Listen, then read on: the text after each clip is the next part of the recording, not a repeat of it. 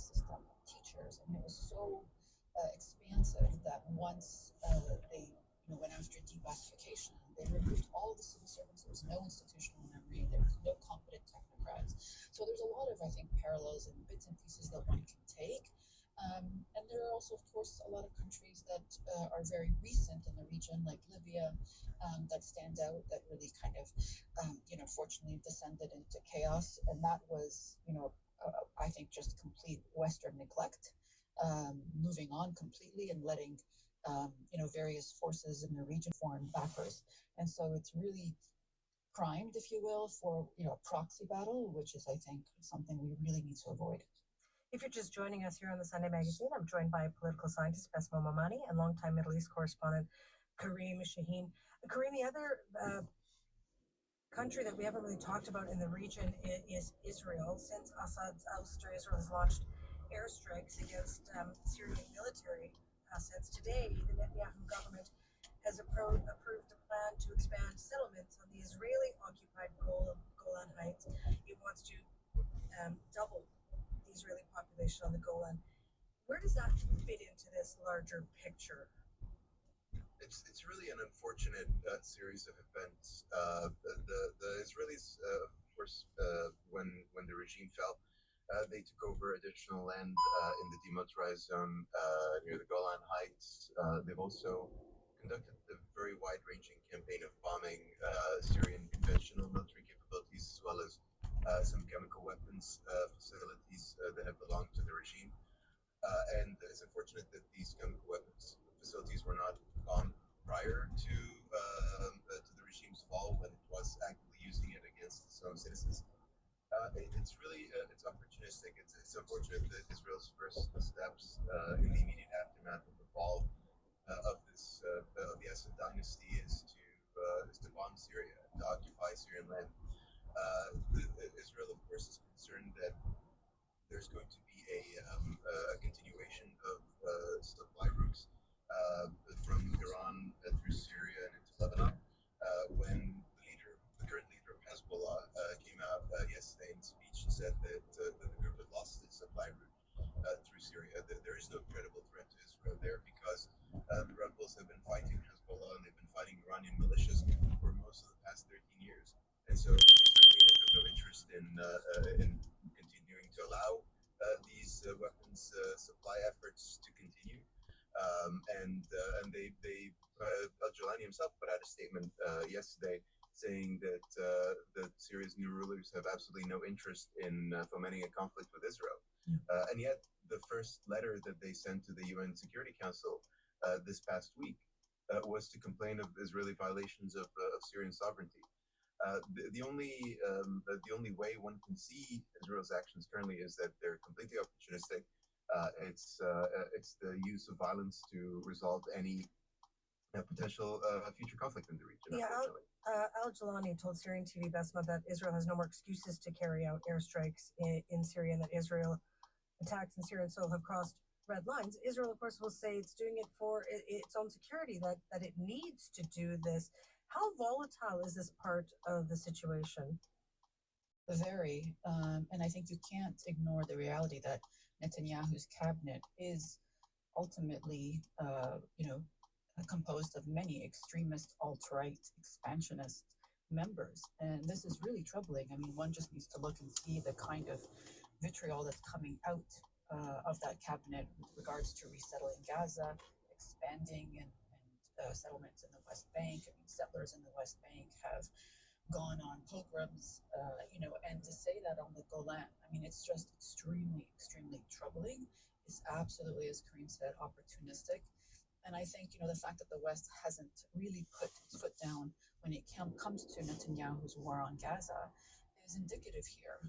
And this is really troubling, because I think, the region does not need more conflict. And I think just empowering Netanyahu to continue his expansionist policies is extremely worrying.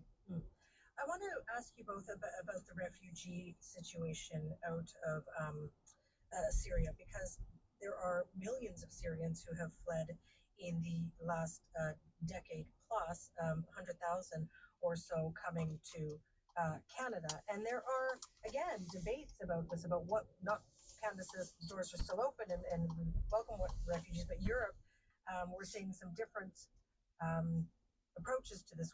What is your sense of what the world should be doing with the many, many Syrian refugees in Korea?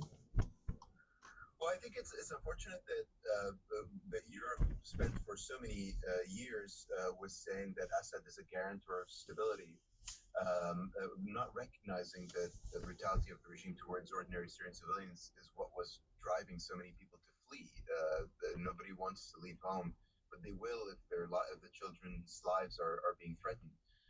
And it's so ironic that the second that Assad fell, all of these Western governments decided that they're going to suspend, processing Syrian asylum applications. I have no doubt that a lot of Syrians will want to return home, particularly those in Turkey.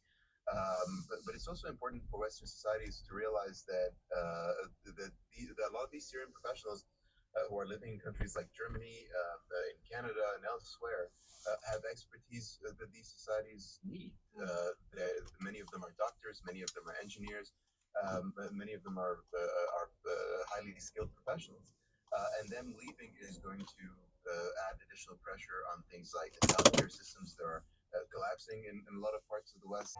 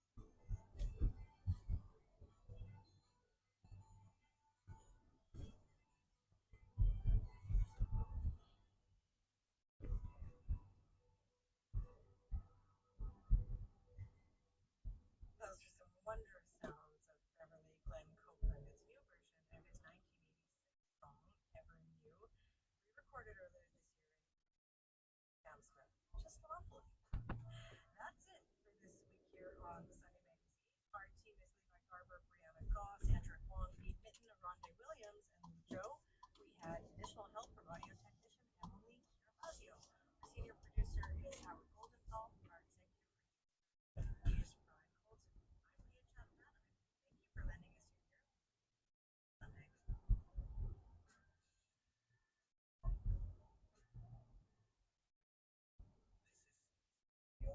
Sunday. In the West End.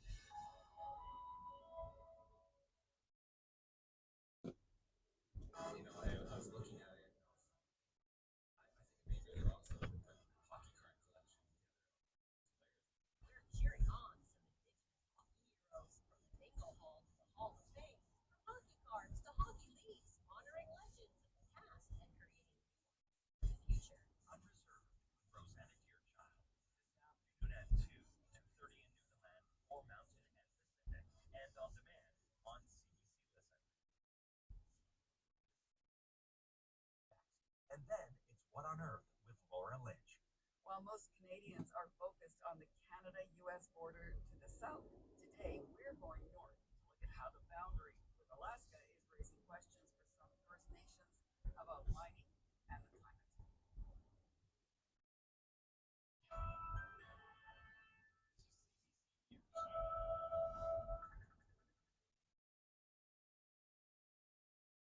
Good morning, it's 11 o'clock. I'm Jay Turble. Healthcare system is running a large deficit, and Health Minister Christian recently handed an agency was tasked with balancing the budget, but now his plan to cut services is being questioned. In a letter obtained by Radio Canada, the Deputy Health Minister has asked the head of Santé Québec to review cuts related to home care services. The exact extent of the cuts is still unknown. They have yet to be made public, but they have to be done by March 2025. Ingrid Kovich is a president of the McGill University Health Center's Patients Committee. She says any cuts to health would have a negative impact. I'm also, on a wait list for hip replacements. So I share everybody's, really profound concern that wait times are going to be increased, that access is going to be more and more difficult, if not impossible. So you can well imagine that there's a certain degree of panic from patients and families. A spokesperson for Santé Québec told Radio Canada that the agency's proposed cuts won't affect access to essential services. There's some good news for people who fled Ukraine after Russia's invasion of the country. The Quebec government will be extending their health insurance. Ukrainians who came to the province were granted special permits, which were set to expire at the end of 2027, but that will now end in March of 2028. The province is still negotiating with the federal government to foot the bill. It's still a little-known healthcare service that was introduced during the pandemic, but now the psychosocial service offered by the 811 hotline is seeing a new spike in calls in the Quebec City region. And the Regional Health Agency wants more people who may need help to know about the service. Shuyi Lee reports. It works the same as the 811 Info Santé line. Just dial 811 and press the right button for the psychosocial service Info Social. Pour le service Info Social, appuyez sur le 2. Info Social Capitale Nationale, ici Sandra Travail Social. Comment puis-je vous aider? Social worker Sandra Aymon has been working the phones for the past 3 years. Ça peut être, exemple, les conflits dans les familles, problèmes de dépendance. It could be a family problem, an addiction problem, problems with depression or anxiety, she says. Aymon uses guidelines to help people and identify their needs. It could be referrals to community organizations